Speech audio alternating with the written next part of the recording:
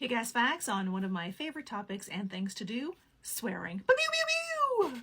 Swearing is handled by the brain differently than regular language. According to psychologist Richard Stevens, while most language is located in the cortex and specific language areas in the left hemisphere of the brain, swearing might be associated with a more rudimentary, older area of the brain.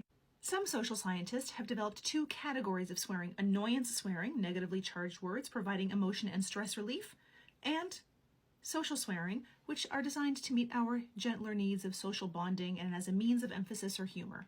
Steven Pinker, Canadian smart guy, identified 5 types of swearing: dysphomistic swearing, that is used to provoke; abusive swearing, used to insult or offend; idiomatic swearing, to show comfort between people; emphatic swearing is used to point out an issue; and the last one, cathartic swearing, is used to express the feeling of sadness, anger, or any other emotion when something bad happens. Studies have shown that most uses of swear words are not problematic. Researchers recorded over 10,000 episodes of public swearing by children and adults and rarely witnessed a negative consequence. Public swearing never led to physical violence. Most public uses of taboo words were not in anger. They were innocuous or produced positive consequences. Several studies over the years have highlighted the social benefits of swearing. They found it can build a sense of camaraderie and solidarity within a group, especially if that group faces adversity or outside opposition. Swearing can lead to tighter human bonds and create informal environments where people are more likely to relax, speak freely, and be them fucking selves. We tend to watch our language around people we can't fully be ourselves around. It is even effective in forging parasocial relationships, one-sided bonds where a person feels close to someone they don't actually know. A series of studies published in 2017 found a positive link between profanity and honesty. People who cursed lied less on an interpersonal level and had higher levels of integrity overall. The idea is that if someone is swearing while they're speaking in an unfiltered way, which leads to the perception that they're being honest. Studies of swearing show that swear words increase attention and recall. By commanding more attention, swear words are better at being remembered and at the same time interfere with the processing of other stimuli. They heighten autonomic and physiologic responses. Studies involving changes in skin conductance of electrical signals, a measure of autonomic arousal, show increased activity from swearing. An increase in heart rate, another measure of autonomic arousal, has been less consistently demonstrated in the lab. Swearing triggers the flight or fight response.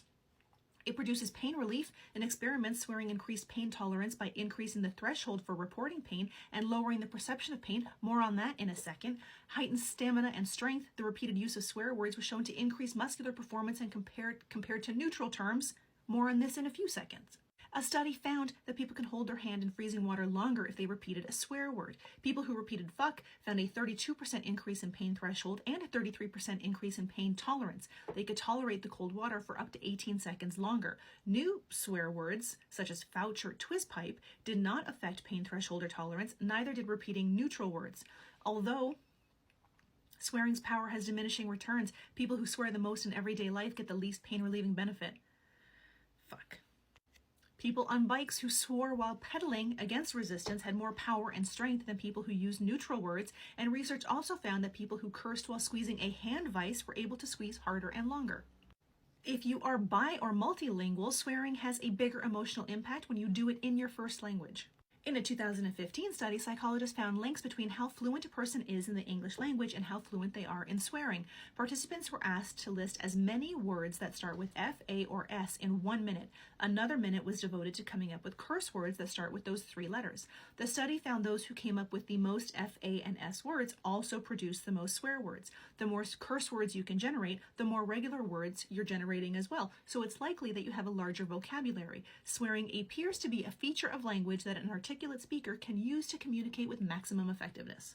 Swearing can also be associated with social intelligence. Having the strategies in place to know when and where it's appropriate to swear and not appropriate is a social cognitive skill. Research on swearing goes back to Victorian times when physicians discovered that patients who lost their ability to speak could still curse. Patients who have had strokes on their right side tend to become less emotional, less able to understand and tell jokes, and they tend to stop swearing even if they swore a lot before. Swearing in a physical therapy setting should be used to accomplish specific goals, such as relief from pain and stress. Swearing has the potential to significantly improve patient outcomes. Swearing can create tighter human bonds and enhance the therapeutic alliance between a patient and their physical therapist. Improvements in social pain, physical pain tolerance, and physical pain threshold can occur by strategic swearing by patients. Even physical performance measures, such as power and force, could be enhanced if patients swear. Studies have also shown that swearing can increase the effectiveness and persuasiveness of a message. A study published in 2014 found that when reading a blog post by a fictitious politician, the post with swear words increased the perceived informality of the language and improved people's perception and impression of the source, though when asked outright, it didn't change who they would vote for. In a recent exploratory study, Twitter users were found to swear about 1.15% of the time, or 64% higher than when we speak. 2004 research found that though swearing reduces with increasing social class, the upper middle class swear significantly more than the lower middle class, suggesting that at some point on the social ladder, people just stop caring. Swearing gives us a non-violent outlet for our emotions. We can get back at people or situations without having to resort to traditional violence or something more menacing and harmful. Swearing can give us a greater sense of power and control over a negative situation. By swearing, we show that we have power or control over the situation, not that it has power or control over us. The best health benefits of swearing include increased circulation, elevated endorphin and serotonin levels, and an overall sense of calm, control, and well-being.